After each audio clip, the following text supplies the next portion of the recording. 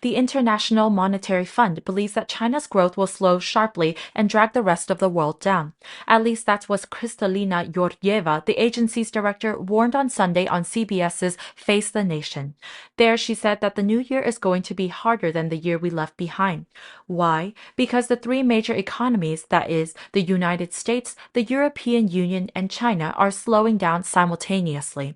Regarding China, she said that for the first time in 40 years, growth in 2022 was likely to have been equal to or less than global growth, meaning it could drag down global economic activity instead of boosting it, further warning that that had never happened before. But the outlook, Georgieva assured, would be further aggravated by the sharp rise in COVID infections expected in China in the coming months. Let's see what she commented specifically.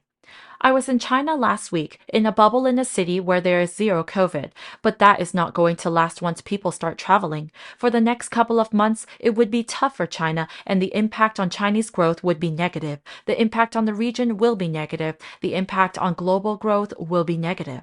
As is well known, the world's second largest economy weakened sharply in 2022 due to its rigid zero-COVID policy, which left the Asian giant out of sync with the rest of the world, disrupting supply chains and damaging the flow of trade and investment. And while Beijing abandoned COVID restrictions in December and its recent reopening may provide some relief for the global economy, the recovery will be erratic. In his first comments to the public since the change, President Xi Jinping in the New Year's address on Saturday, December 31st, called for greater effort and unity as the country enters what he calls a new phase.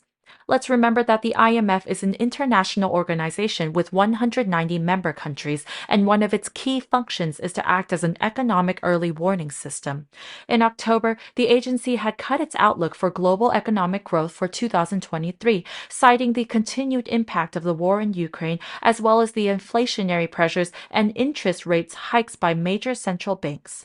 And now, Georgieva told CBS, we expect one-third of the world economy to be in recession. Even countries that are not in recession, it would feel like recession for hundreds of millions of people. However, for the director of the IMF, the U.S. is likely to escape the worst of the recession, thanks in part to its strong labor market and its remarkably resilient economy.